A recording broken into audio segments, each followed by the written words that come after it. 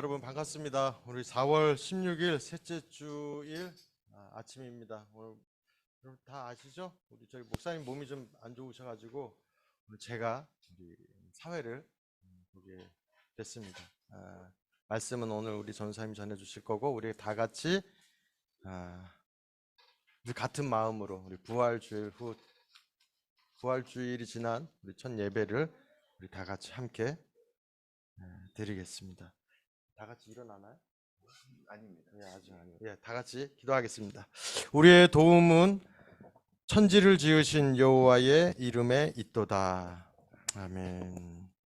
사랑과 은혜가 풍성하신 하나님, 오늘 주일 예배를 감사한 마음으로 우중에 이렇게 찾아온 주의 백성들의 발걸음 위에 복을 더해 주시고 한 마음으로 드려지는 이 시간이 주님 앞에 기쁨과 감사가 넘치는 은혜의 시간이 되게 하시오며 함께 있지 못하는 주의 가족들의 신원을 강하게 하시사 하나님의 선하신 인도하심이 오늘 이 시간에 우리와 함께 떨어져 있는 지체들도 함께 동일하게 누릴 수 있는 귀하고 복된 예배의 한 시간이 되게 하시옵소서. 주께만 영광을 돌려드립니다. 예수님의 이름으로 기원하옵나이다. 아멘. 우리 다 같이 자리에서 일어나시겠습니다. 찬송가 79장 우리 함께 찬송하십니다.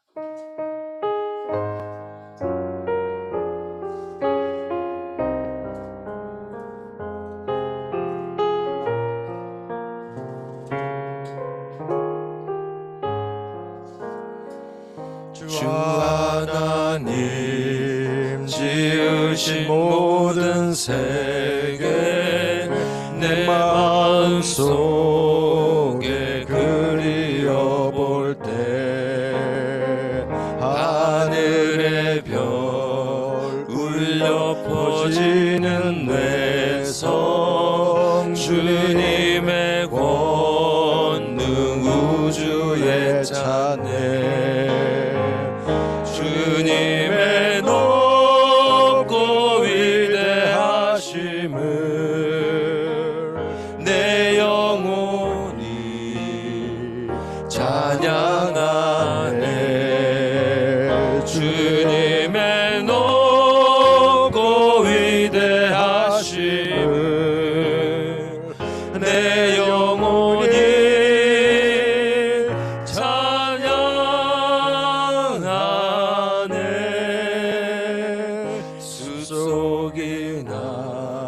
험한 골짜기에서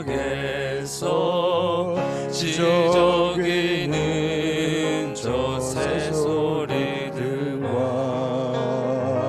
고요하게 흐르는 시냇물을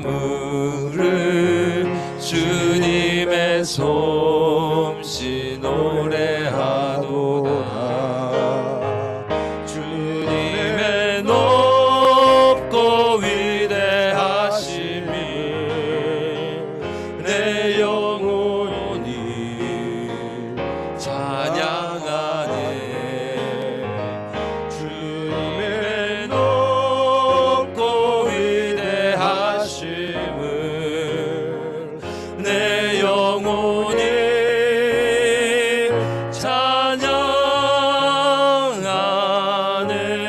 찬양하네 주 하나님 독생자 아낌없이 우리를 위해 보내주셨네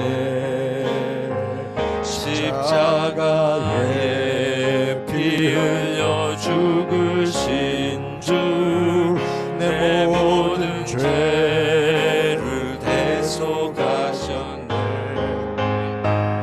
주님의 높고 위대하심을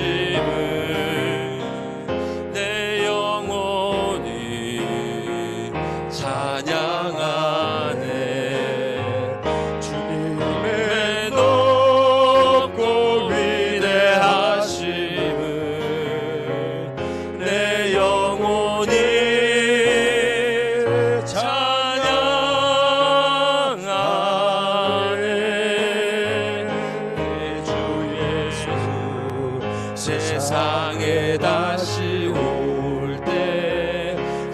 천국으로 날 인도하리. 나 겸손히 엎드려 경배하며 영원히 주를 찬양하리라. 주님의 높고 위대하심을 내 영혼이 찬양하네. 주님의 높고 위대하심을 내 영혼이 찬양하네. 주님의 높고 위대하심을 주님의 높고 위대하심을 내 영혼이 찬양하네. 주님의 높고 위대하심을 내 영혼이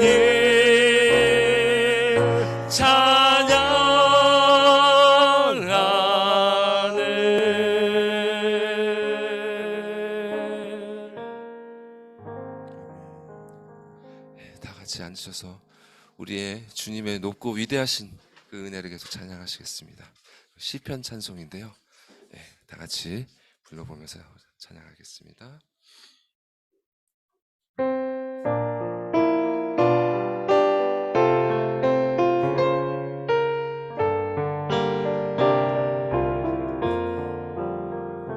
주의 법 완전해 영혼 소성케 해. 주 증거 확실해 지혜롭게 하며 주 교훈은 정직하며 그 마음을 기쁘게 해. 주 계명 순결해 눈 밝게 하도다. 주 경외하는 도 영원에 이르고 주 규례는 확실하여 모든 예가 의로우리. 많은 정금보다 더 사모하리며 송이끌보다도 내게 더 달도다. 주의 종이 경계받고 이를 지켜 상크니라. 난숨은 허무서 깨끗게 하소서. 종으로 고범죄 못 짓게 하소서. 그리하면 정직하여 큰 죄과를 벗으리다. 내 반석이시요 내 구속자이신 주여 나의 말과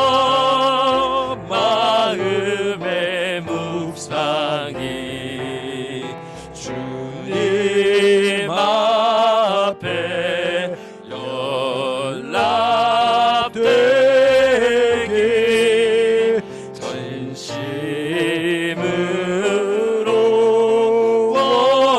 원하니 내 반석이시여 내 반석이시요 내 구속자이시 내 구속자이시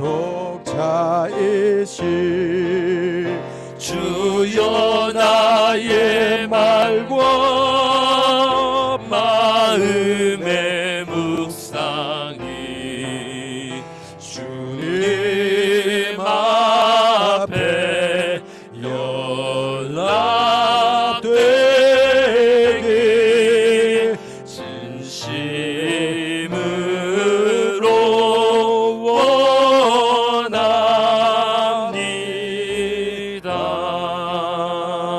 진심으로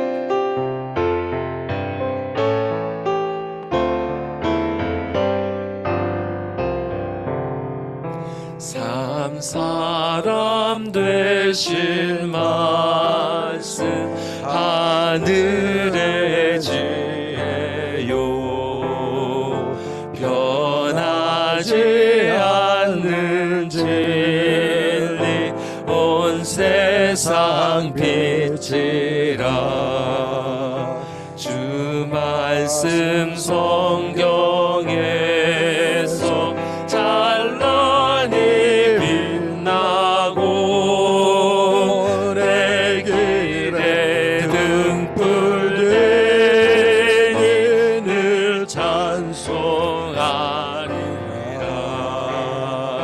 주께서 세운 교회 이 말씀 받아서 기이한 빛을 비춰 온 세상 밝힌다 소중한 성경 말씀 금보다 귀하고 주님의 귀한 모습 잘 드러내도다 이 말씀 깃발처럼 드높이 날리니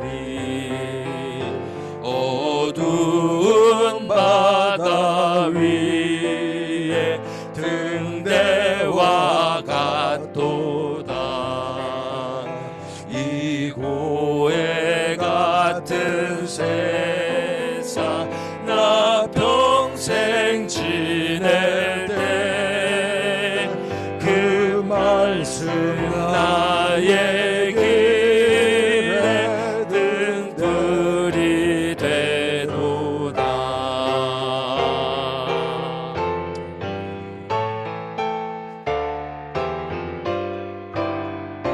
주님의 몸된 주님의 몸된 교회 빛나는 그대로 이 세상 만민 앞에 비추게 하소서 저 방황하는 길손 이 등불 따라서 주 얼굴 볼 때까지 잘 가게 하소 저 방황하는 길손 저 방황하는 길손 이 등불 따라서 주 얼굴 볼 때까지 잘 가게 하소서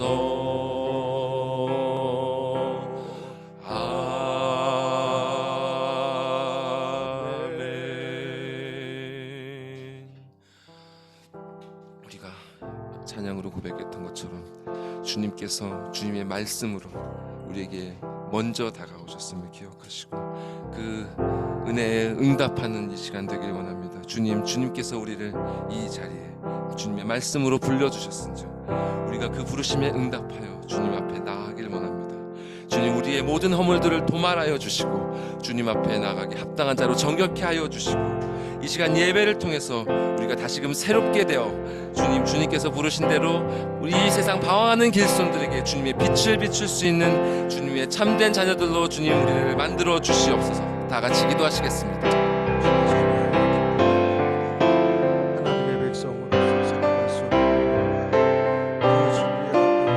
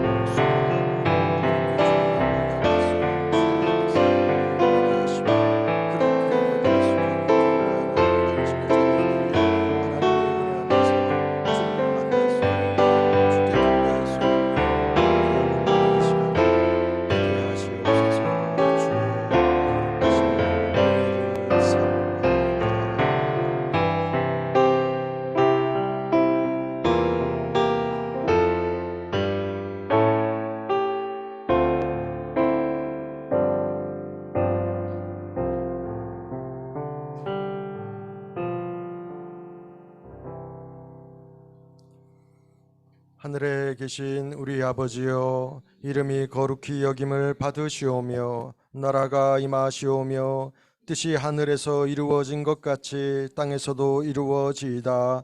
오늘 우리에게 일용할 양식을 주시옵고 우리가 우리에게 죄 지은 자를 사하여 준 것 같이 우리 죄를 사하여 주시옵고 우리를 시험에 들게 하지 마시옵고 다만 악에서 구하시옵소서. 나라와 권세와 영광이 아버지께 영원히 있사옵나이다. 아멘. 다 같이 교동문 47번입니다. 시편 105편의 말씀을 우리 함께 같이 교독하시겠습니다. 제가 먼저 말씀을 읽고 여러분들은 그 다음 절을 같이 교독하십니다. 여호와께 감사하고 그의 이름을 불러 아뢰며 그가 하는 일을 만민 중에 알게 할지어다.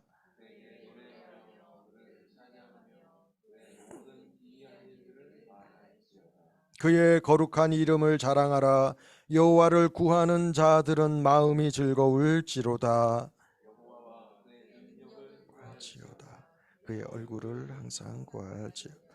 그의 종 아브라함의 후손 곧 택하신 야곱의 자손 너희는 그가 행하신 기적과 그의 이적과 그의 입의 판단을 기억할지어다. 여호와 우리 하나님이시라. 그의 판단이 온 땅에 있도다. 그는 그의 언약 곧 천대에 걸쳐 명령하신 말씀을 영원히 기억하셨으니 이것은 아브라함과 맺은 언약이고 이삭에게 하신 맹세이며 야곱에게 세우신 율례 곧 이스라엘에게 하신 영원한 언약이라. 이르시기를 내가 가나안 땅을 내게 주어 너희에게 할당된 소유가 되게 하리라 하셨도다. 아멘. 김영희 사모님 대표로 기도 인도하시겠습니다. 부활의 산 소망 되시는 하나님 아버지, 흙에서와 흙으로 돌아가는 허무한 삶에 찾아와 주셔서 그 어떤 제사로도 공로로도 해결할 수 없었던 죄의 문제, 죽음의 문제를 영원히 단번에 해결해 주시니 감사합니다. 한낱 자신을 치장하고 자랑하던 껍데기를 예수 그리스도와 함께 십자가에 못 박고 죄에 대하여는 죽은 자요 의에 대하여는 다시 산 자로 최상의 하나님께 나의 최선을 드리는 귀한 삶을 살게 하옵소서. 은혜와 진리의 하나님, 주의 뜻이 하늘에서 이루어진 것 같이 땅에서도 이루어질 것을 간구합니다.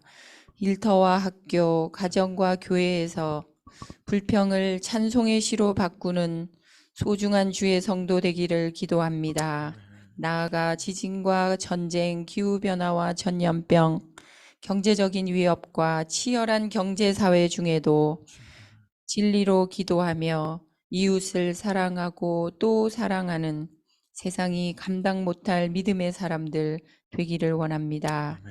하나님, 허리 질병으로 고생하는 형제와 입원 중인 목사님께 합당한 치료와 온전한 회복을 주시고 육아 중인 가정과 특별히 유학 중인 자녀들에게 지혜와 건강 그리고 기쁨을 주시기를 기도합니다. 그 외에도 각 가정의 간절한 기도 위에 신실하게 응답하실 주님의 때를 함께 소망합니다.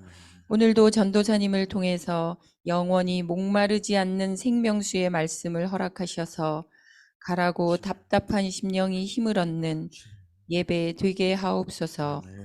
우리를 위해 죽으시고 우리를 위해 부활하셨으며 우리를 위해 속히 다시 오실 예수 그리스도의 이름으로 감사하며 기도드립니다. 아멘.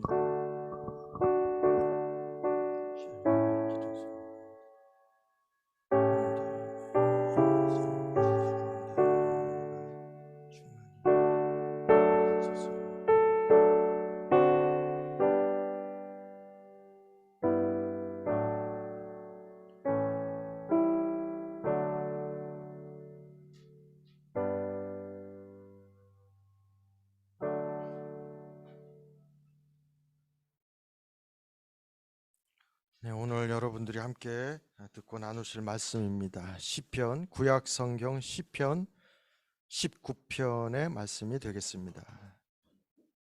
구약 성경 815쪽에 있는 시편 19편 1절에서 14절까지의 말씀을 제가 봉독해 드리겠습니다.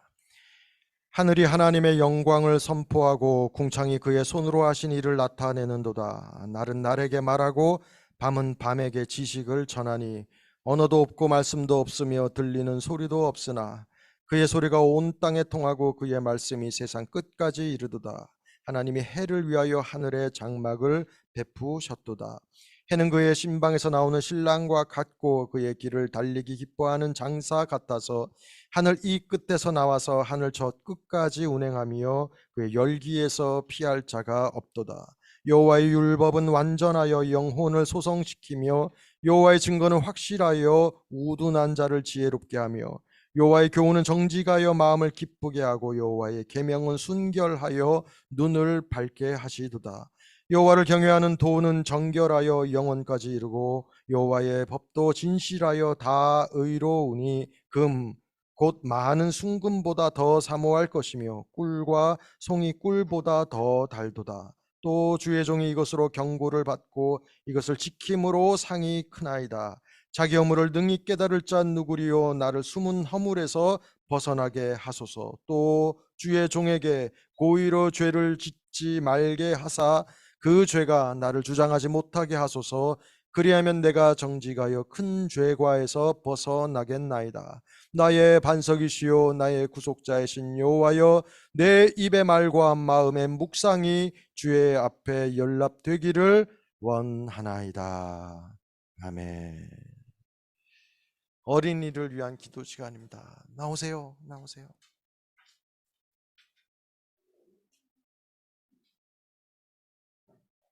네, 어서 나오세요.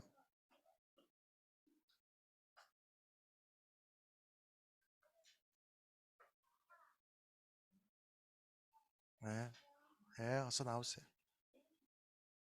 자, 오늘 목사님이 원래 계셨던 목사님이 아프셔서 지금 병원에 계세요. 그래서 오늘 사회보는 좀 다른 목사님하고 담임 목사님하고 비슷하게 생겼지만은 그래도 다른 목사님이니까 완전 달라요. 네. 기도할게요. 우리 다 같이 기도해요. 다 같이 기도해요. 하나님 감사해요. 오늘도 이렇게 비가 오지만 엄마 아빠 손 잡고 예배당에 예배하러 나왔어요. 오늘 사모님 통해서 또 귀한 말씀 들을 때에 귀도 쫑긋 눈도 크게 뜨고 말씀을 잘 들을 수 있도록 인도해 주세요. 이 아이들을 가르치고 또 이 아이들을 훈육하고 또 이 아이들을 돌보는 부모님들과 이 가정들을 주님 지켜주시사 하나님의 선하신 뜻이 다 이루어지는 것을 이 아이들이 보게 하시고 그 가운데서 자랄 수 있도록 은총을 더하여 주시옵소서. 예수님의 이름으로 기도하옵나이다. 아멘.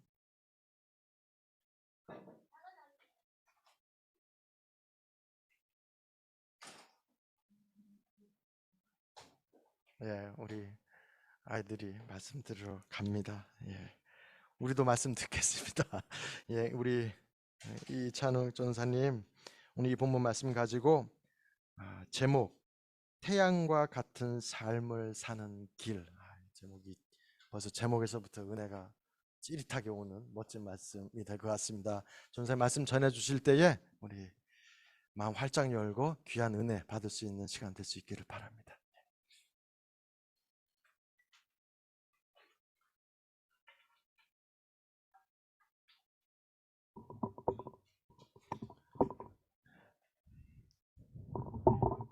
예, 태양 얘기하기 전에 인간에 대한 얘기를 먼저 좀 해보려고 합니다.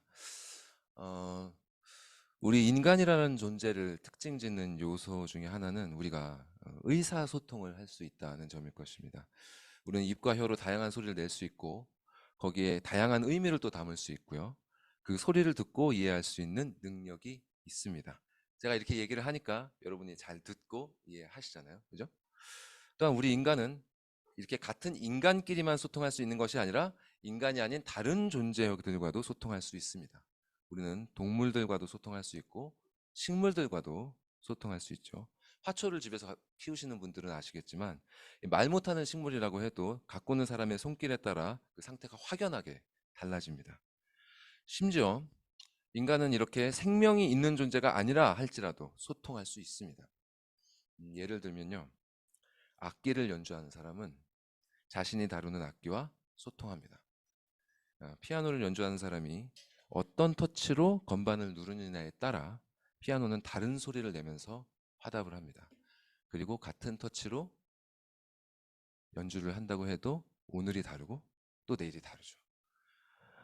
이런 식으로 악기하고도 소통할 수 있고요. 그리고 이렇게 그렇게 터치를 하면서 연주를 하면 그렇게 연주되는 음악으로 연주자는 작곡자와도 소통을 합니다. 동시에 그 음악을 듣는 청중들이 있다면 그 청중들과도 소통을 합니다. 이러한 다양한 소통 속에서 인간은 살아있음을 느끼며 행복한 것입니다. 그런데 이렇게 소통을 할 수 있다는 것은 그저 인간이 가진 어떤 능력의 차원에 머물지 않습니다. 그저 의사소통을 할 수 있다는 차원이 아니라 인간은 반드시 소통을 해야만 합니다. 커뮤니케이션이 없으면 인간은 인간으로서 살아가기 어렵습니다. 인간은 자신 홀로 단독자로서 살아갈 수 없고 반드시 같은 인간이든 동물이든 다른 존재와 소통을 해야만 합니다. 그렇기 때문에 독방에 넣는 것이 그토록 무서운 형벌인 것입니다. 오래전에 기억하시는 분이 계실지 모르겠는데 캐스터웨이라는 영화가 있었죠. 톰 행크스가 주연했던. 그 주인공이 무인도에 표류를 하면서 거기서 홀로 생존하는 내용의 영화인데요. 그곳에서 주인공은 자기가 가지고 있던 배구공에다가 윌슨이라는 이름을 짓고 아무런 말도 못하는 그 공에게 말을 붙이면서 그 외로운 시간들을 견뎌갑니다. 이 영화가 잘 그리고 있는 것처럼 이 소통이라는 요소는 우리 인간의 삶에 있어서 실로 필수적인 것입니다. 성경은 하나님께서 이런 인간을 창조하셨다고 말씀합니다. 그리고 성경은 하나님께서 인간에게 말씀하신다고 가르칩니다. 하나님께서 인간으로 하여금 소통을 해야만 하는 존재로 만드신 이유는 그저 그들이 같은 인간이나 다른 피조물들과 소통하는 데서 그치는 것이 아니라 바로 당신께서 그들과 소통하시기 위한 것입니다. 하나님께서는 여러분들과 소통하시기 위해서 여러분들을 이 땅에 존재케 하시는 것입니다. 오늘 본문은 이렇게 우리에게 말씀하시는 하나님에 대해서 알려줍니다. 그분이 우리에게 어떻게 말씀하시는지, 그 말씀이 우리에게 무슨 의미인지, 그리고 그 말씀을 받은 자는 어떻게 그분께 답하게 되는지 우리는 본문을 통해 확인할 수 있습니다. 다윗이 이 시편의 저자인데요. 다윗은 하나님과 소통을 하면서 이 시편을 지었습니다. 우리는 이 시편을 통해서 다윗과 소통할 수 있고 더 나아가 그가 배웠던 하나님과 소통할 수 있습니다. 그리고 하나님께서는 다윗으로 하여금 이 시편을 기록하게 하사 우리에게 다가오셨습니다. 그리고 당신이 우리에게 어떻게 말씀하시는지, 그 말씀이 우리에게 무슨 의미인지, 마지막으로 그분의 말씀을 받은 자는 어떻게 그분께 응답하게 되는지를 알려주십니다. 요 세 가지를 기억하시면서 말씀을 들어주십시오. 그럼 함께 본문에 들어가 보겠습니다. 본문 보여주시죠. 자, 본문 1절에서 4절 전반부까지 말씀을 함께 읽도록 하겠습니다. 시작. 하늘이 하나님의 영광을 선포하고 궁창이 그의 손으로 하신 일을 나타내는도다.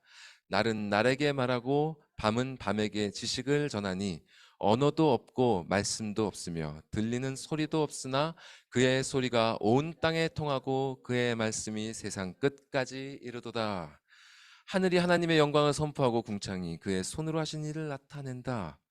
자, 하늘은 말 그대로 하늘이고 궁창은 광활한 공간을 뜻하는 말로서 역시 하늘을 가리킬 때 많이 씁니다. 다윗은 지금 하늘을 바라보고 있는 것입니다. 그리고 지금 하늘이 하는 말을 듣고 있습니다. 거기에는 언어도 없고 말씀도 없고 들리는 소리도 없지만 분명히 그는 지금 하늘이 선포하는 메시지를 듣고 있습니다.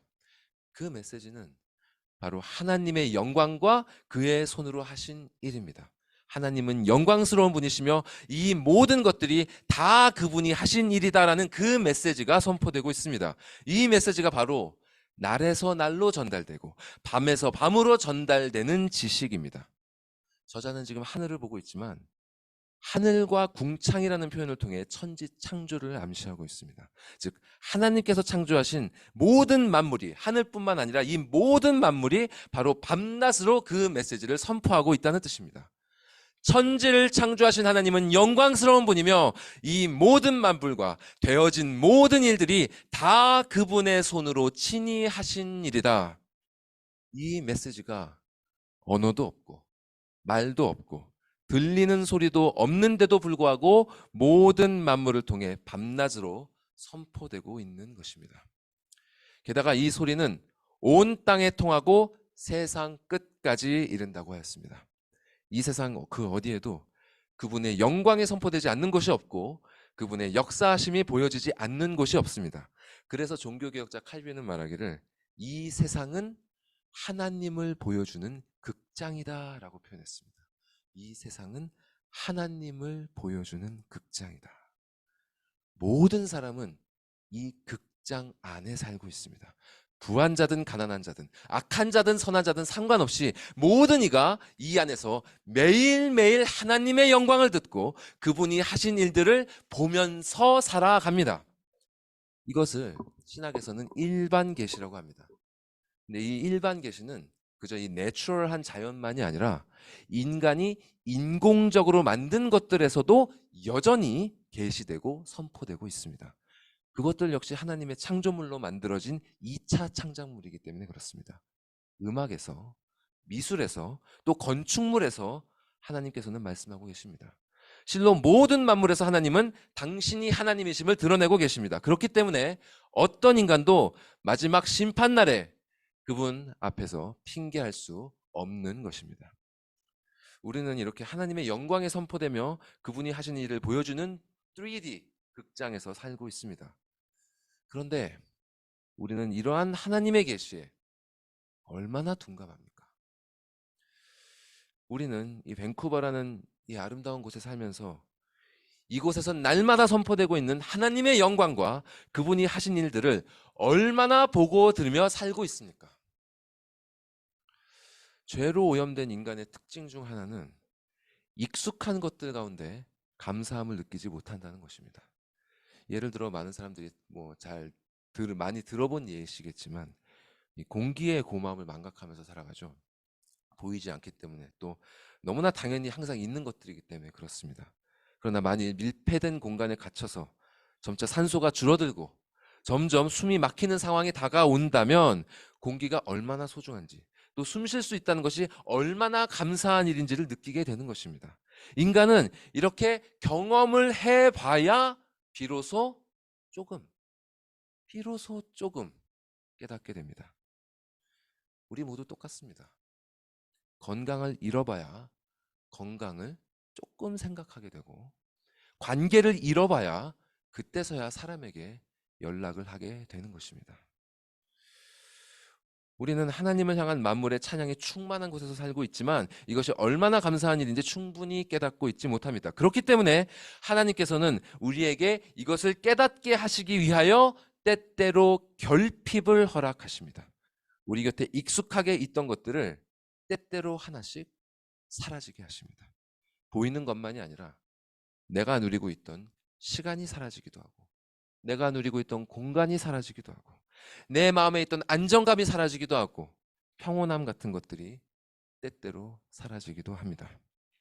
그리고 그렇게 결핍된 것들을 통해 당신이 우리에게 그동안 무슨 일을 해오셨는지, 그리고 그것으로 우리에게 보여주셨던 당신의 영광과 은혜가 무엇이었는지를 그 결핍의 고통 가운데 느끼고 깨달으라고 하십니다. 그런데 죄로 오염된 인간의 또 다른 특징은 하나님께서 허락하신 이 결핍의 고통에 대해서 대부분 불만과 불평으로 반응한다는 점이죠. 그 일을 통해 하나님께서 무엇을 말씀하고 계신지를 듣지 못하고 자기가 느끼는 고통에만 사로잡혀서 짜증을 냅니다. 그가 누려온 모든 것들이 다 하나님께서 주신 것이고 그분께서 값없이 베푸신 은혜임에도 불구하고 지금 결핍된 그것 하나가 마치 원래부터 자신에게 속했던 것처럼 오만한 마음으로 뻔뻔하게 정당한 일을 하는 것처럼 여기저기 분노를 쏟아내는 것입니다. 여러분이 만약 지금 어떤 결핍으로 인해 고통을 느끼고 있다면 그 일 가운데 말씀하시는 하나님의 뜻을 잘 읽으셔야 합니다. 그리고 잘 반응하셔야 합니다.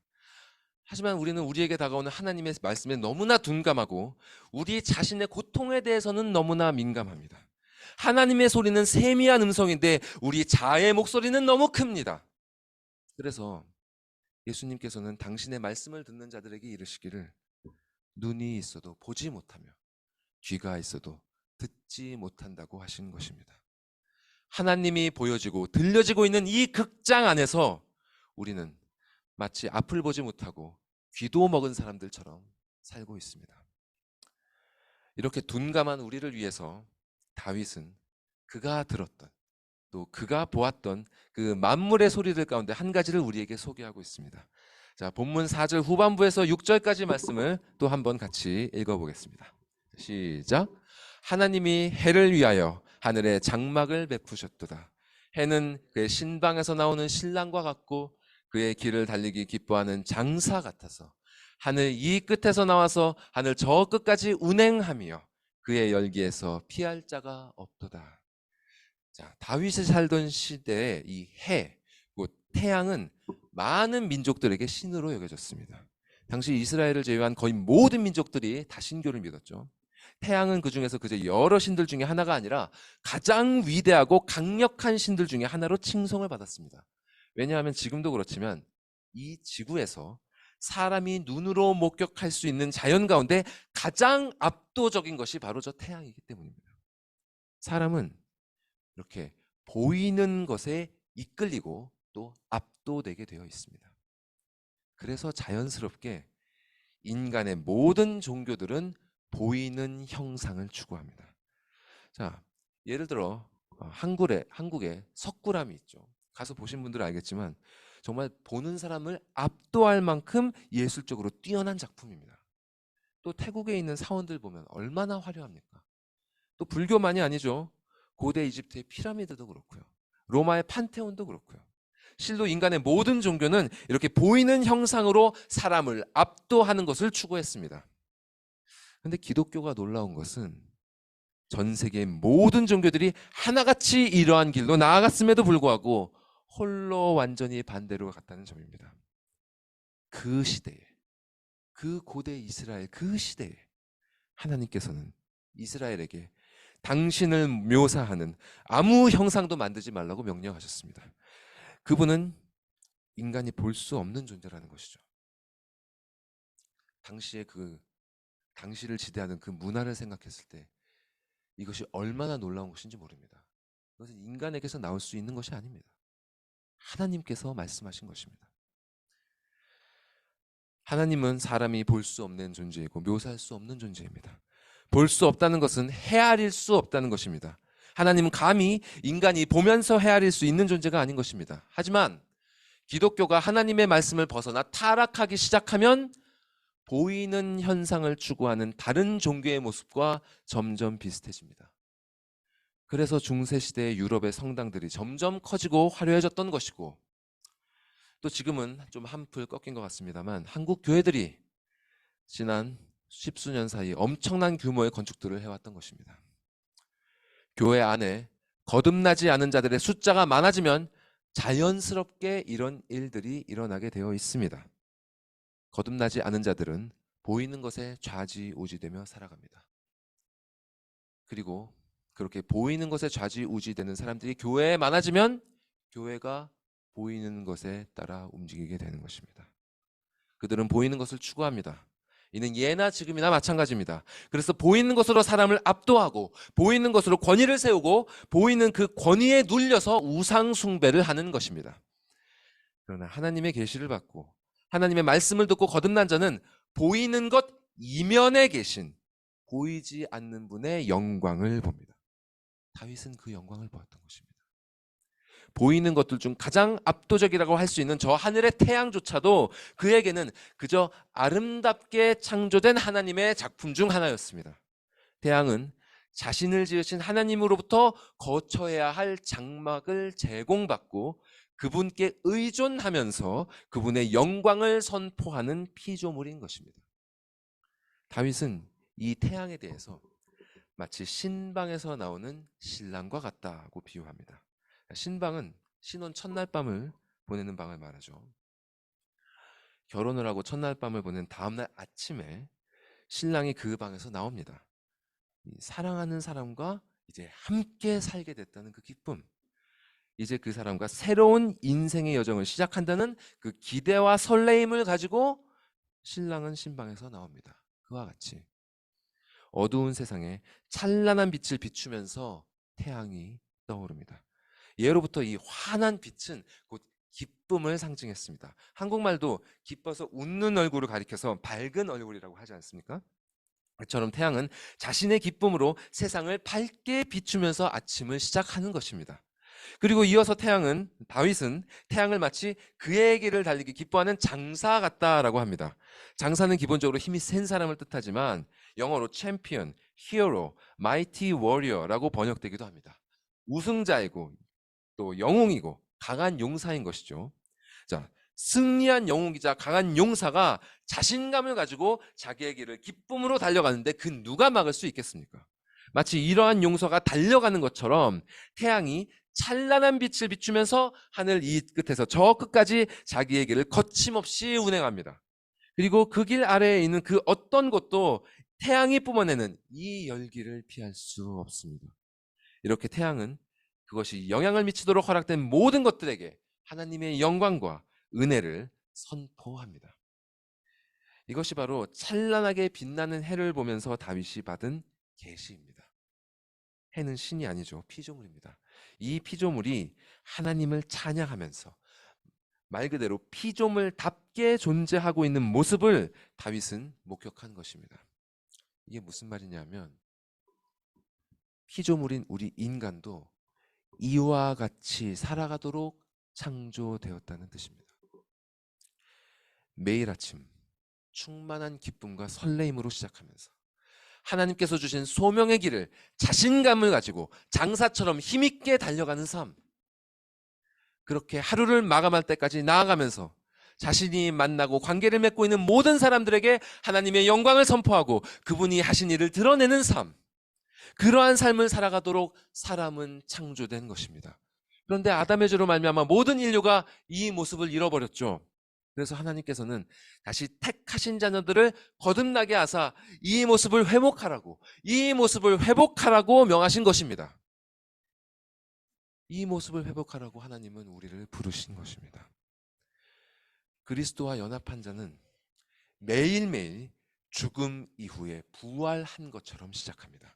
매일매일 십자가를 묵상하면서 옛 자아를 죽이고 새 생명으로 시작합니다. 사랑하는 그분과 함께 할 수 있는 또 다른 선물 같은 하루가 주어진 것입니다. 이 은혜로 기쁨과 감사가 충만한 가운데 기대와 설레임으로 그는 하루를 시작합니다. 또한 그리스도와 연합된 거듭난 생명, 그 힘으로 살아가는 자는 챔피언처럼, 영웅처럼, 강한 용사처럼 세상을 이기며 거침없이 살아갑니다. 그는 이 세상에 주관하는 가장 강한 권세인 죽음을 이미 이긴 자이기 때문에 하나님께서 부르신 그 소명의 길을 거침없이 달려갈 수 있는 것입니다.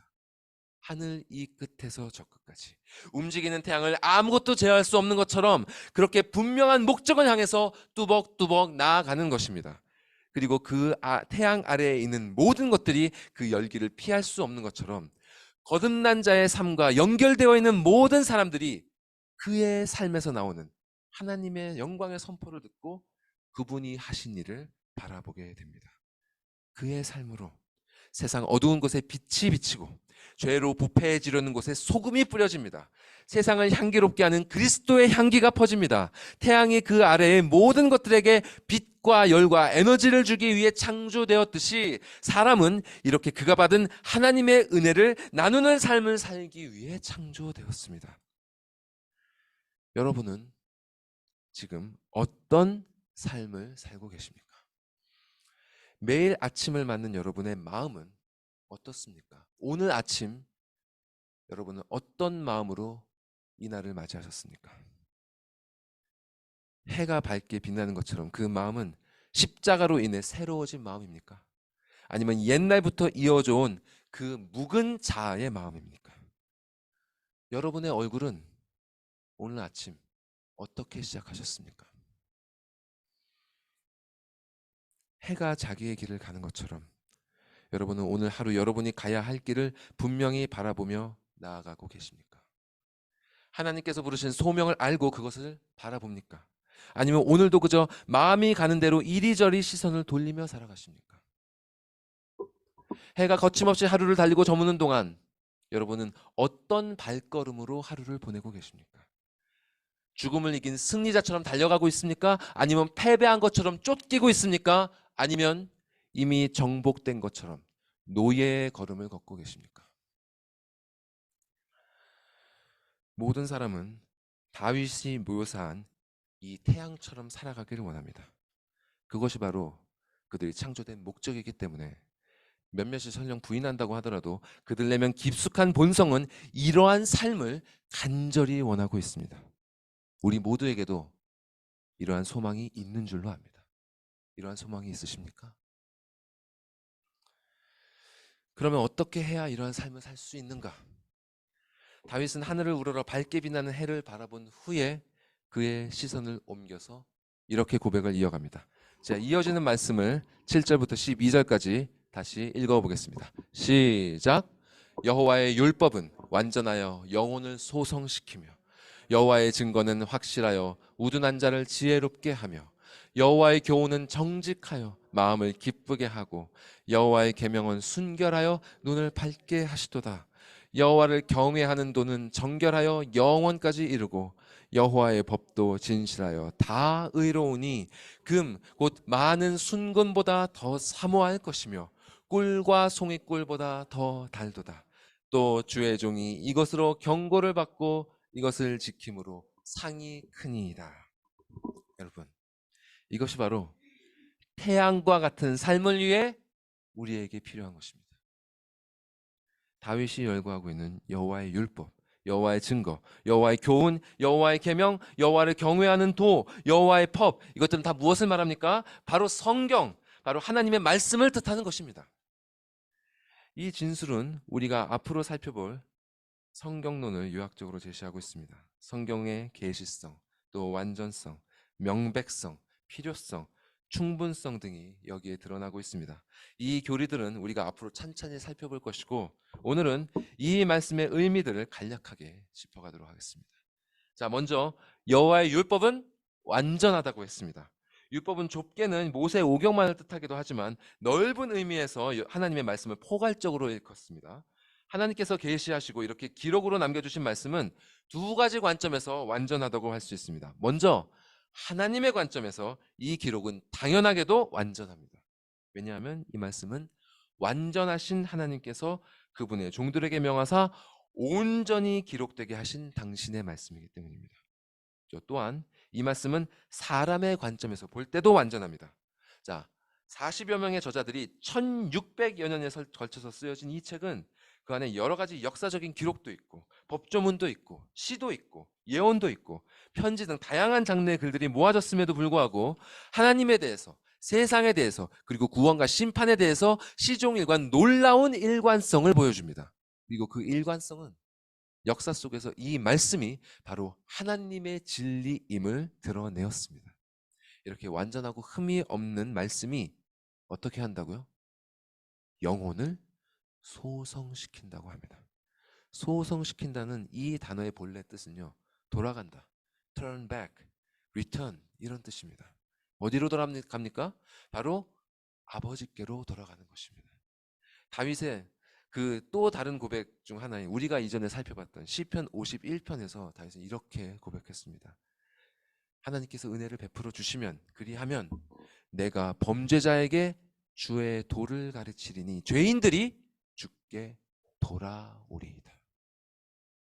주께로 되돌려질 때 그 영혼은 소성되는 것입니다. 다시 살아나는 것입니다. 우리가 태양과 같이 살기 위해서는 하나님의 말씀과 그분의 성령으로 거듭나야 하는 것입니다.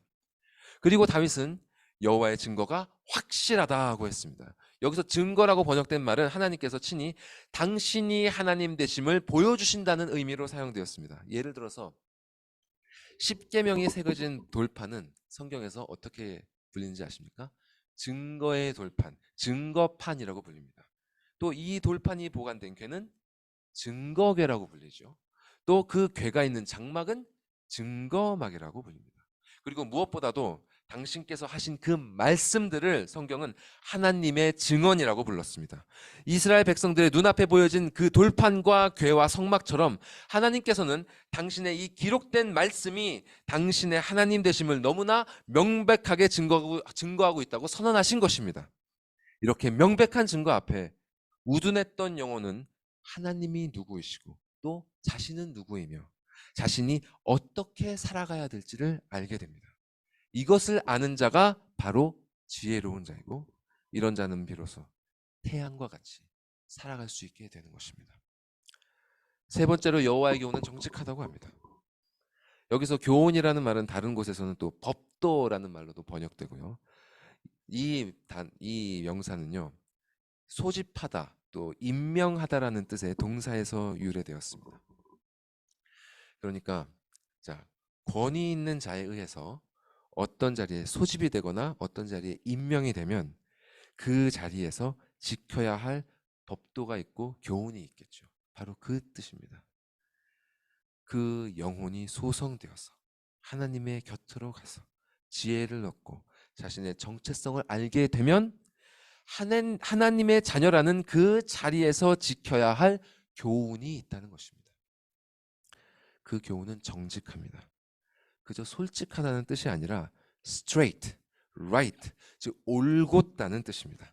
하나님의 자녀는 그가 따라야 하는 아버지의 교훈이 있고, 이 교훈은 그 사람의 짐이 되는 것이 아니라 그의 마음을 어떻게 한다고요? 그의 마음을 어떻게 합니까? 기쁘게 합니다. 이 기쁨을 아는 자는 그 얼굴이 환하게 빛나게 되겠죠. 이제 비로소 그는 세상을 비출 수 있게 되는 것입니다. 그 다음으로 여호와의 계명은 순결합니다. 계명이란 말은 사람이 반드시 순종해야 할 책임이 있는 명령임을 강조하는 말입니다. 재미있는 것은 이 계명을 순결하다라고 표현하는 점인데요. 이 표현은 아가서에서 또 이렇게도 쓰이고 있습니다. 한번 보여주실까요?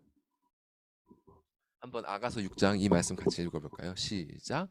아침빛같이 뚜렷하고 달같이 아름답고 해같이 맑고 깃발을 세운 군대같이 당당한 여자가 누구인가? 이 여자는 거듭난 하나님의 자녀들을 비유적으로 표현한 말입니다. 아가서의 이 말씀에서 우리가 앞서 본 태양에 대한 묘사가 상기되지 않습니까? 이 구절 중간에 해같이 맑고 에서 저 맑다는 표현이 바로 우리 오늘 본문에서 순결하다라고 번역된 그 말과 같은 말입니다. 하나님의 계명은 한 점의 흠도 없이 밝고 맑은 순전한 빛을 그분의 자녀들에게 비추어 줍니다. 그리고 그 빛을 받는 자녀들 역시 순결하고 맑아져서 아침빛같이 뚜렷하고 달같이 아름답고 해같이 맑고 깃발을 세운 군대같이 당당한 자들로 변화되는 것입니다. 다시 본문 말씀을 보여주십시오. 5번째로 여호와를 경외하는 도는 정결하다고 했습니다. 저 여호와를 경외하는 도, 경외하는 도라는 말은 fear of God, 즉 하나님을 두려워하는 마음을 말합니다. 그리고 정결하다는 것은 순금 등을 뜻할 때 쓰는 말로요. 아무것도 섞이지 않은 순전한 상태를 일컫는 말이죠. 자, 두려움이라고 했을 때 이 두려움은 그저 하나님을 무서워서 피하는 두려움이 아니라 창조주이시자 아버지이신 그분의 권위와 위엄을 존경하고 경외하는 것입니다. 하나님을 단순히 무서워하는 자는 그분으로부터 도망치려 하지만 그분을 경외하는 자는 자신을 정결하게 해서 더욱 그분께 가까이 가려고 합니다. 어떻게 해야 우리가 두려움에 빠지는 것이 아니라 그분을 온전히 경외하게 될까요? 바로 여호와의 율법과 증거와 법도와 계명들로 우리로 하여금 그분을 경외하게 만들어야 하는 것입니다. 그리고 이렇게 그분을 경외하는 믿음을 가진 자는 말씀에 따라 자신을 정결하게 하고 그 믿음과 순종이 그로 하여금 영원까지 이르도록 하는 것입니다. 태양이 하늘 이 끝에서 저 끝까지 이르듯이 이 믿음의 굳게 선 자는 천국에 이르기까지 흔들림 없이 견인될 것입니다. 자, 마지막으로 여호와의 법은 진실하다고 합니다. 여기서 법으로 번역된 말은 다른 곳에서는 판단이나 또 규례라는 말로도 번역되고 있습니다. 즉 이 말은 하나님의 정의로우신 판결을 의미하고 말씀의 법정적인 측면을 강조하는 말입니다. 하나님의 말씀은 그분께서 결국 모든 것을 진실하고 정의롭게 판단하실 것이라고 선언합니다. 그 순간이 바로 신자의 영화가 완성되는 순간이며 하나님의 자녀들의 승리가 확정되는 순간인 것입니다.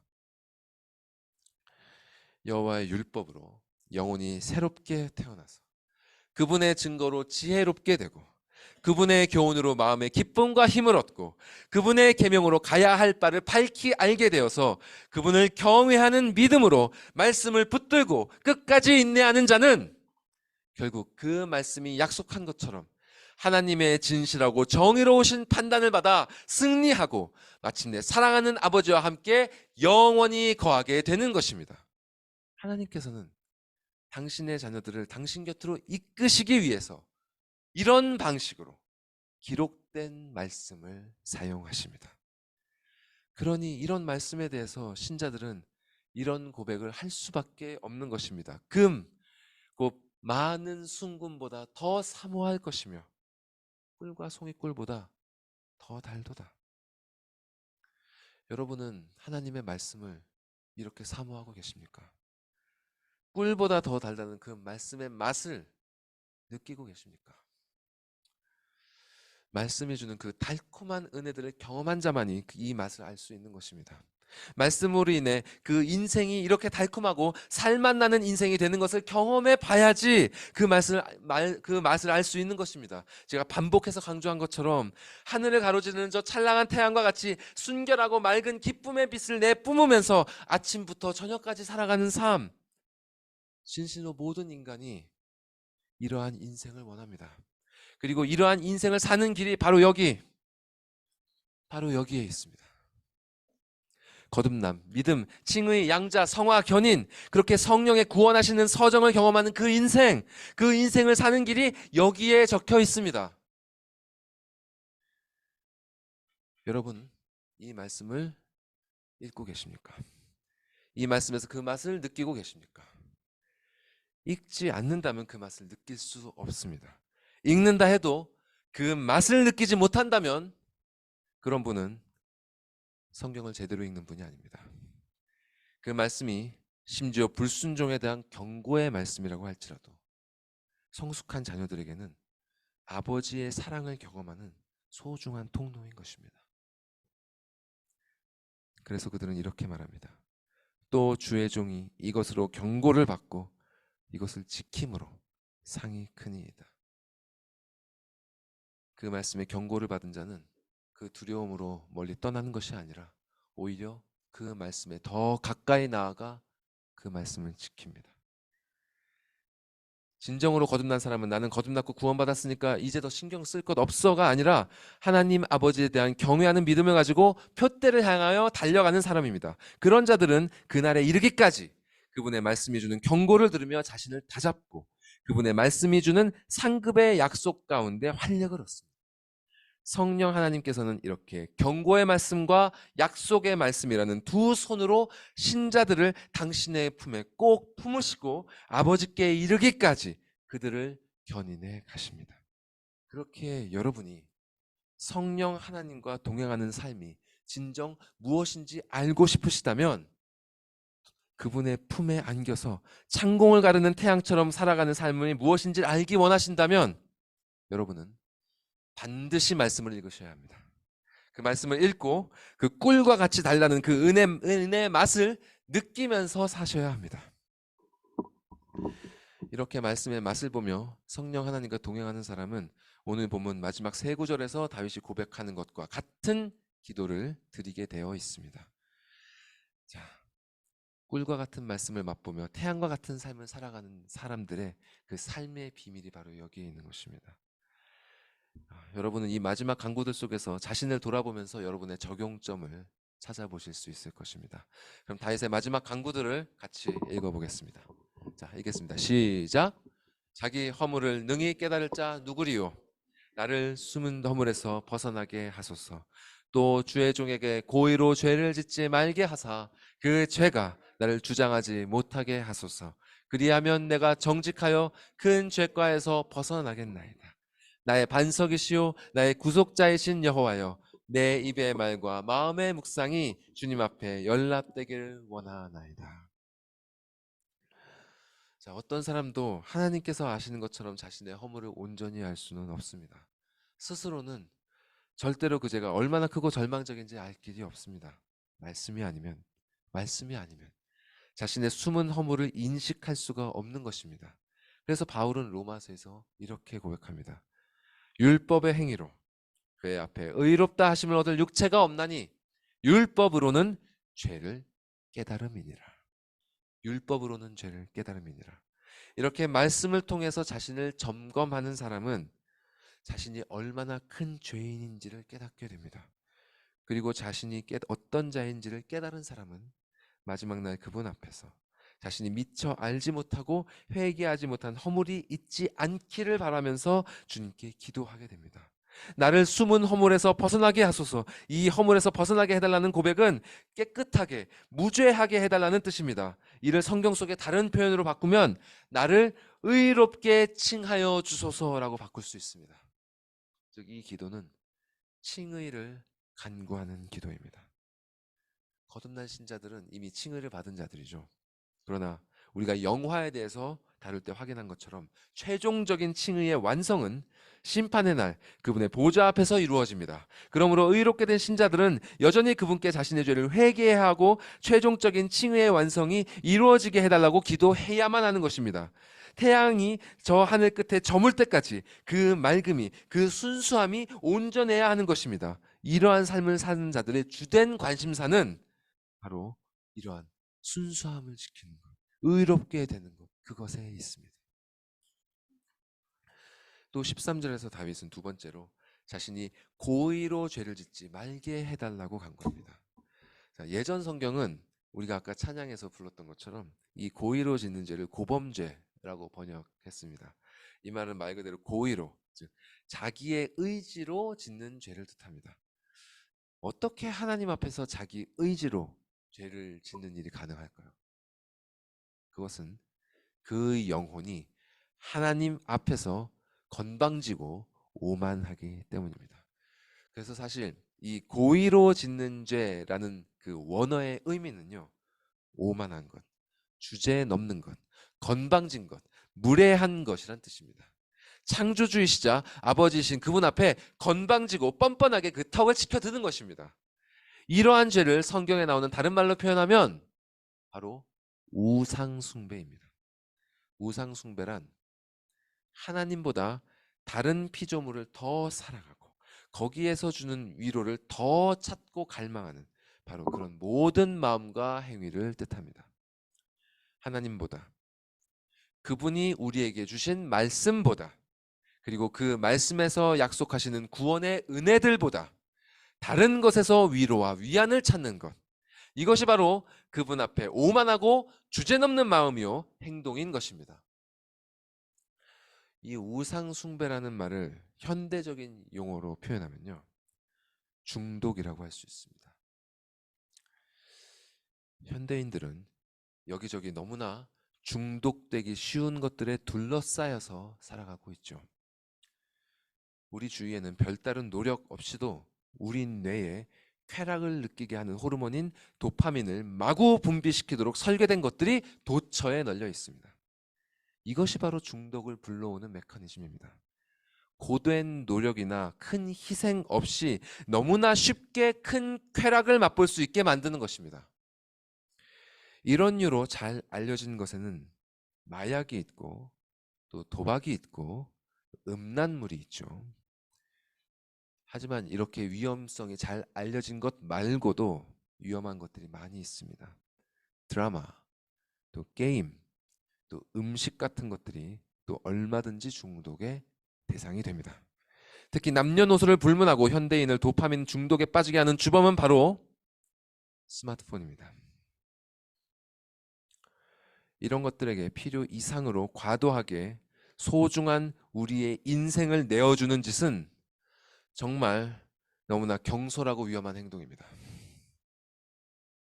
그 해악이 바로 느껴지지 않기 때문에 우린 너무나 쉽게 그것에게 우리의 뇌를 내어주는데요, 정말 위험한 행동입니다.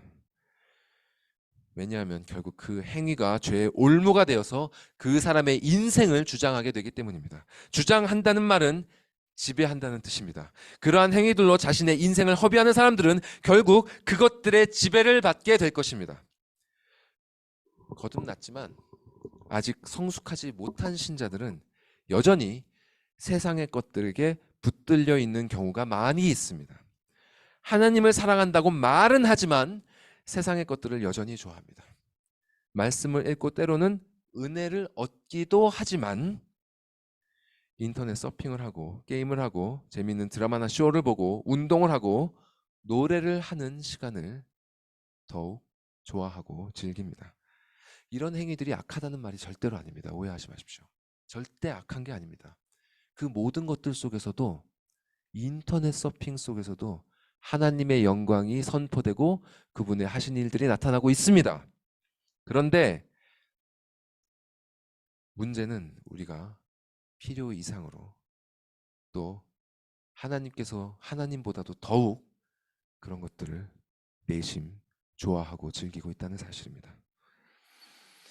우리의 마음이 너무나 미성숙한 것이 문제입니다. 저희 둘째 아이가 장난감들을 너무 좋아하는데요, 당연히 그럴 나이죠. 그래서 이제 밤마다 저희가 이제 자기 전에 감사 기도를 합니다.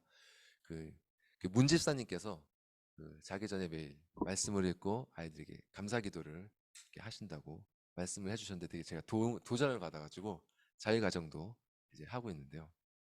그래서 이제 밤에 아이에게 감사 기도를 시키는데 그 루아에게 기도를 시키면 10번에 9은 무슨 장난감 주셔서 감사합니다 이렇게 얘가 기도를 합니다. 하지만 계속 그런 기도에 머물면 안 되겠죠. 이 아이가 한 살 한 살 나이를 먹으면서 그 마음이 성숙해 간다면 점점 예전에 자기가 즐거워했던 것들을 손에서 놓게 될 것입니다. 왜냐하면 그런 것들은 실로 시시하고 헛된 것들이며 그보다 더욱 의미 있고 즐거운 것들이 무엇인지 알게 되기 때문입니다. 이것이 바로 성숙해 간다는 뜻입니다. 성숙해가는 하나님의 자녀는 세상 그 어떤 즐거움보다도 하나님의 말씀을 점점 더 사모하게 됩니다. 이 말씀이 주는 그 기쁨과 비교하면 세상 다른 것들이 주는 즐거움은 정말 시시하기 그지 없습니다. 맛있는 음식을 먹는 것도 즐거운 일이고, 손흥민이 골을 넣는 것도 즐거운 일이고, 뭐 보너스를 받는 것도 즐거운 일이고, 사업에서 새로운 계약을 따내는 것도 즐거운 일이지만, 그런 것들이 주는 즐거움은 하나님의 말씀이 주는 즐거움과는 비교할 수도 없이 시시한 일에 불과한 것입니다. 그러나 우리의 이 미성숙한 영혼은 여전히 세상에 썩어지고 없어져 버릴 그 헛되고 시시한 것들을 너무나 좋아합니다. 그래서 우리에게는 죄가 나를 주장하지 못하게 하소서라는 이 간구가 필요한 것입니다.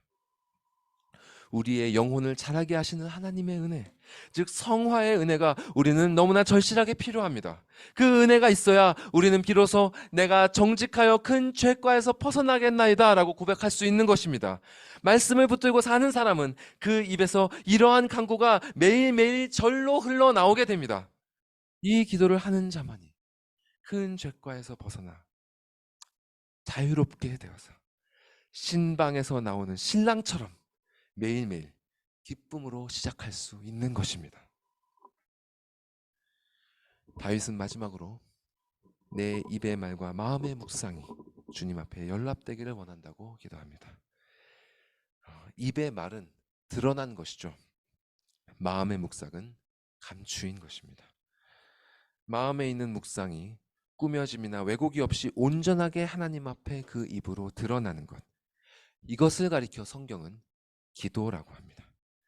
다윗은 마지막으로 자신이 찬란한 해를 바라보며 했던 그 묵상과 그로 인해 하나님께 올려드린 자신의 간구가 그분께 연락되기를, 즉 받아들여지기를 마지막으로 간구한 것입니다.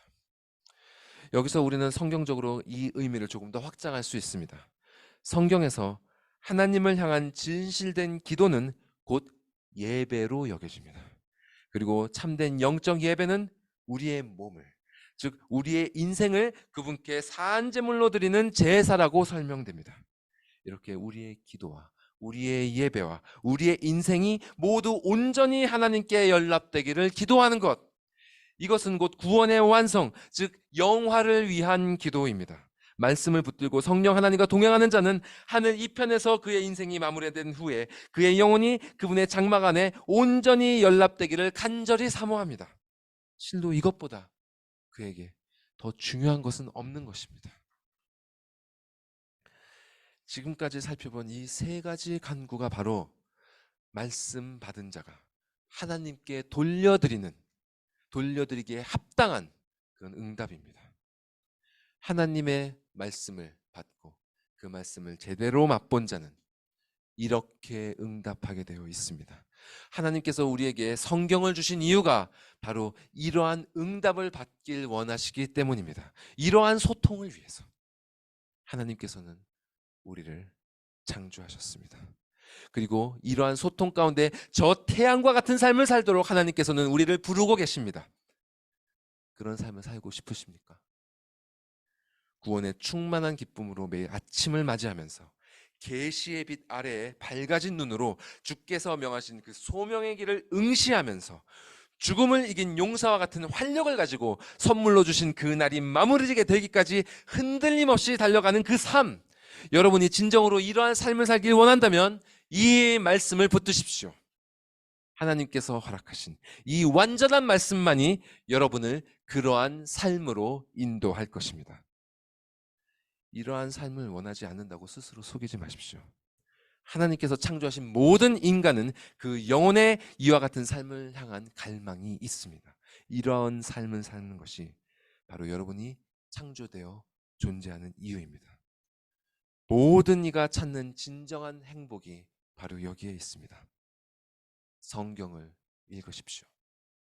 성경을 읽으십시오. 어떤 방법이든 좋습니다. 우리 교회에서 제공하는 성경 읽기 스케줄을 따르시는 것도 좋고, 그것이 너무 많다면 하루에 한 장 읽기로 되어 있는 신약만 보셔도 좋습니다. 부디 여러분에게 먼저 다가오신 하나님의 말씀을 외면하지 마십시오. 어려우면 어려운 대로, 또 익숙하면 익숙한 대로 마음을 열고 그분의 말씀을 들으십시오. 그리고 솔직하게 여러분의 마음을 그분께 고백하십시오. 모르겠으면 질문하시고, 수긍할 수 없다면 이해할 수 없다고 항변하십시오. 여러분이 진실된 마음으로 그분께 답을 구할 때 그분은 분명히 여러분의 삶을 통해서 응답해 주실 것입니다. 절대로 그분과의 소통의 끈을 놓지 마시고 말씀과 기도로 그분과의 관계를 이어가십시오. 그러면 어느 순간 그분이 뜻하신 때에 여러분의 귀가 열리기 시작할 것입니다. 만물이 선포하는 하나님의 영광이 여러분의 귀에 들리기 시작할 것입니다. 그리고 여러분의 눈이 밝아지면서 그분의 놀라운 역사하심이 여러분을 둘러싼 온 세상을 가득 채우고 있음을 발견하게 되실 것입니다. 하나님의 극장에서 상영되는 이 흥미진진한 영화를 놓치지 마십시오. 이것이 티켓입니다. 이 티켓을 가지고 엉뚱한 데로 가지 마시고 이 티켓을 가지고 성령 하나님께로 나아가시면 그 극장에 들어가실 수 있습니다. 그러나 이 티켓을 손에서 놓으시면 그 즉시 영화의 상영은 중단될 것입니다. 부디 이곳에 모인 우리 모두가 인생의 남은 날 동안 함께 그 영화를 감상하면서 기쁨과 즐거움으로 또 서로에게 그리고 우리에게 허락해 주신 관계된 그 모든 사람들에게 하나님께서 주신 그 은혜의 열기를 마음껏 전달해 주는 감격적인 기쁨의 삶을 살아가기를 간절히 소망합니다. 기도하시겠습니다.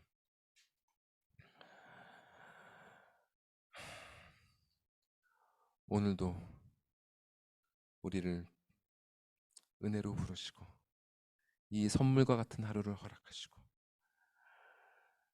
이 귀하고 복된 예배 자리로 나아오게 하사 당신의 말씀을 듣게 하신 주님 감사드립니다. 주님, 우리의 영혼이 얼마나 미성숙한지 모릅니다. 우리의 영혼은 너무나 어립니다. 당신의 말씀이 주는 그 맛을 아직도 너무나 모릅니다. 주님, 우리의 영혼을 자라게 하여 주시옵소서. 죽은 영혼이 있다면 거듭나게 하시고 이 말씀 앞으로 나오게 하여 주시옵소서. 그리하여서 매일매일 당신께서 선포하고 보여주시고 계시는 이 놀라운 계시의 말씀들을 우리가 놓치지 아니하고 하나하나 음미하면서 이 복된 삶을 저 하늘의 태양과 같이 거침없이 살아가게 하여 주시고 마지막 날 그 모든 영광들을 우리의 입술이 기쁨으로 당신께 올려드리는 그날을 우리 모두가 함께 맞이할 수 있도록 인도하여 주시옵소서. 이 모든 말씀 우리 구주 예수 그리스도의 이름으로 기도드리옵나이다. 아멘.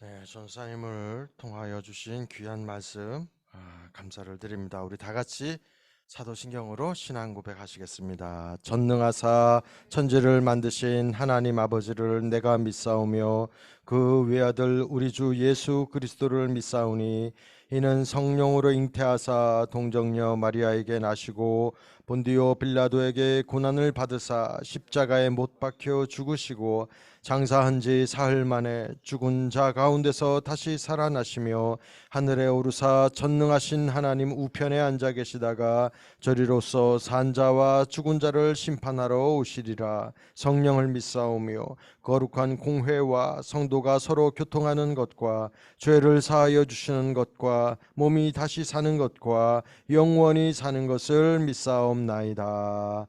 아멘. 시편 찬송 우리 아까 불렀죠? 19장 7절 14절 말씀의 찬송을 부르시면서 봉헌하겠습니다.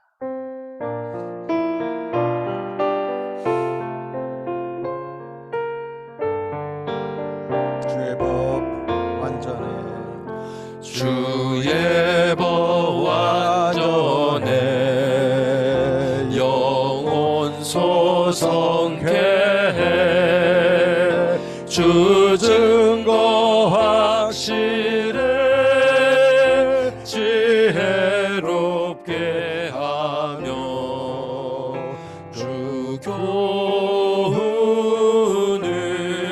정직하며 그 말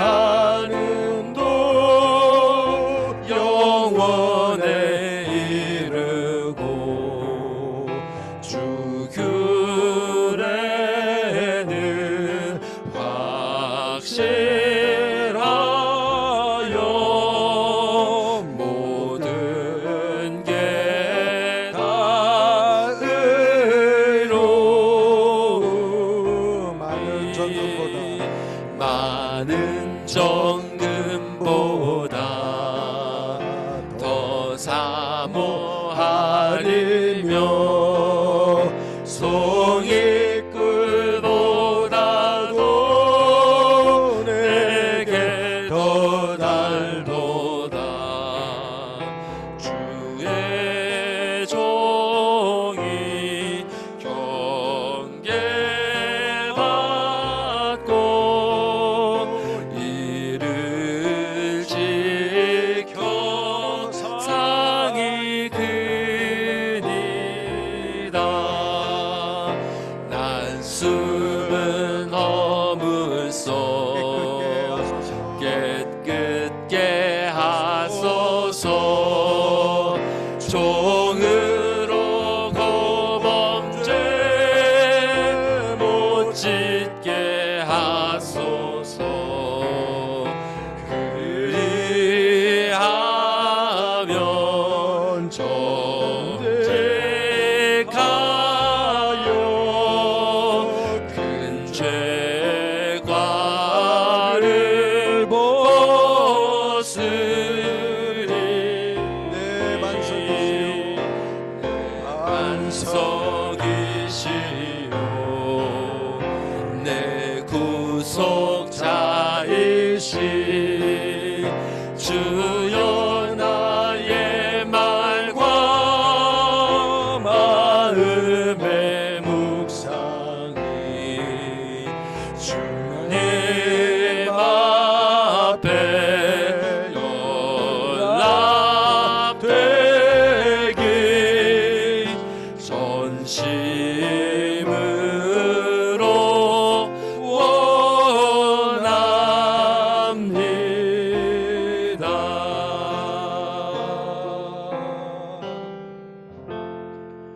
주의 법이 완전하고 주의 말씀이 완전하여서 그 말씀이 우리를 다스리기를 소망하나이다. 오늘도 주의 전에 주께서 허락하신 이 물질에 일정한 분량을 떼어서 봉헌하는 주의 백성들의 손길 위에 복의 복을 더하시며 교회를 통하여서 이루어 가시는 하나님의 선하신 뜻들이 저희들의 생애 가운데 이루어지는 것을 보게 하실 때마다 주의 말씀을 기억하게 하시고 우리를 인도해 가시고 우리를 살게 하시고 우리를 끝까지 도우시는 하나님의 손길을 감사하고 찬양할 수 있는 주의 백성들이 다 되게 하시옵소서.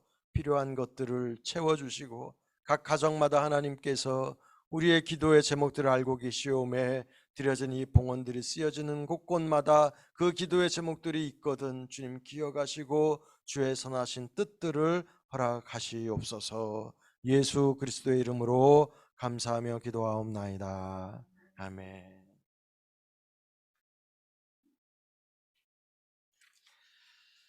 네, 파송의 말씀 시간입니다. 파송의 말씀을 드리기 전에 전사님 이 찬양이 무슨 찬양이에요?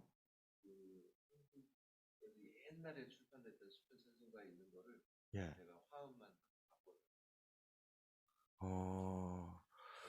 저는 이 찬송을 처음 들어봤고 처음 불러봤는데 중요한 얘기는 이 곡을 전도사님이 만드셨다라는 것 같습니다. 맞죠? 아니요? 원래 있던 곡이에요? 원래 있던 멜로디인데 예. 화음만 저는 잘 이해가 안 갑니다. 이 화음만 넣었다라는 이 말이 잘 이해가 안 가는데 제가 알기에는 우리 전도사님이 조금 이렇게 손을 좀 대신 것 같다라고 생각이 되는데 많이 대신 것 같습니다. 이 예배를 이렇게 시편을 가지고 찬송을 부를 수 있는 교회가 몇 교회가 될까요? 밴쿠버에. 저는 없는 것 같아요. 우리 전사님 계셔서 그게 가능한 게 아닌가 싶습니다. 귀한 거는 우리가 귀하게 대하고 그걸 받아줘야지 되지 않나 싶습니다. 저는 올 때마다 사실 느껴요. 그거를 우리 이 상길 교회 안에 전사님 통해서 또 목사님 통해서 허락되는 그 사역들 현장들을 보면서 작지만 결코 작고 그렇게 될 교회는 아니다라는 생각을 제가 올 때마다 합니다. 올 때마다 느끼는데 특별히 오늘은 이렇게 불려지는 찬송을 제가 접하면서 정말 귀하다, 진짜 귀하다라는 생각들을 합니다. 노래가 많아요, 여러분. 아까 전사님이 말씀 속에 중독이란 단어를 쓰셨는데 우리의 도파민을 쭉쭉 뽑아내는 노래들 이런 문화들이 어마어마하게 많은데 지키고 기억해야 될 하나님의 말씀, 오늘 말씀의 큰 주제가 말씀이었잖아요.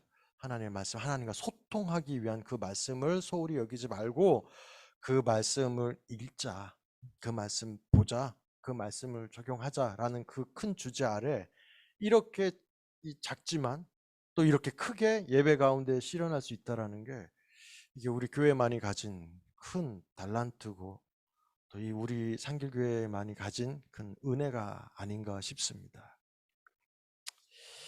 별도의 파송의 말씀이 어디 있겠습니까? 오늘 들으신 이 설교의 말씀을 잘 기억하셔서 실제로 여러분들의 생애 가운데 그런 말씀을 전선생님이 하셨어요. 모든 만물이 하나님을 찬송하고 선포하고 있다.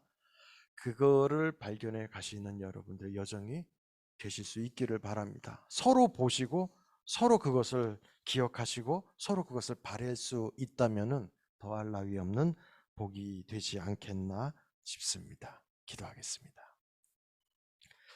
그렇게 이루어지기를 소망하는 우리 예수 상길 교회의 주의 백성들, 가족들, 우리 성도들, 그리고 이 시간에 우리 병원에서 그 몸을 가려하고 계시는 우리 이기성 목사님, 그의 가정, 주의 백성들 머리 위에, 그리고 그렇게 살아가기를 소망하는 주의 백성들, 말씀 안에 있기를 소망하는 우리 예수 상길교회 주의 백성들 생애 가운데에 이제로부터 영원토록 하나님의 크신 뜻이 이루어지기를 간절히 축원하옵나이다. 아멘.